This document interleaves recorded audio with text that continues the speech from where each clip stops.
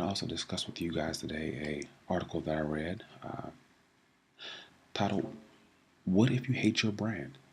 which posed an interesting question. What if you did hate your brand and you were an insider? Would you have the guts to say, "Look, we suck as a brand"? Would you be able to say that to your coworkers, your brand managers, and say, "Look, we need to change this"? This article basically delves into an insider's perspective of how this should be done and taken care of to change.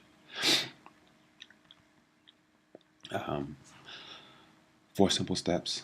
The first step says assemble your front stabbers. So these are people that'll tell you to your face that your ideas don't work. Um, Scrap that idea, move on to something different, or that's great. Go with this, or this needs a little bit of work, but still go with it, or this needs a lot of work, abandon it.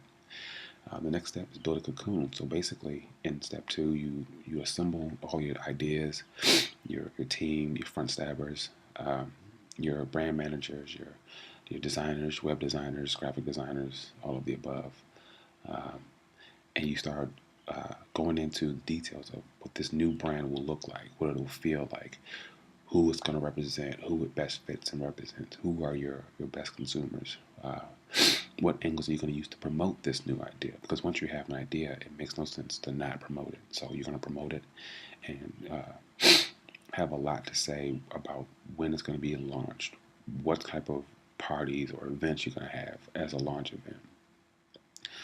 Third step is like a phoenix. So the whole idea with the phoenix is it dies and it's reborn.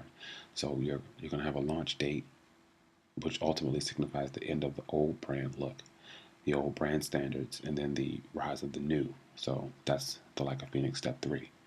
Step four is don't let it happen again. So you provide checks and balances to ensure that your brand doesn't become boring, that you don't grow to hate it again. So you, yeah, may have to every now and then put out feelers, surveys, questionnaires, poll guests and customers, and say, hey, how do you feel about us? Are you getting bored with us? Are you getting tired with us? Are we still holding your interest? Do we still provide the services and products that you desire?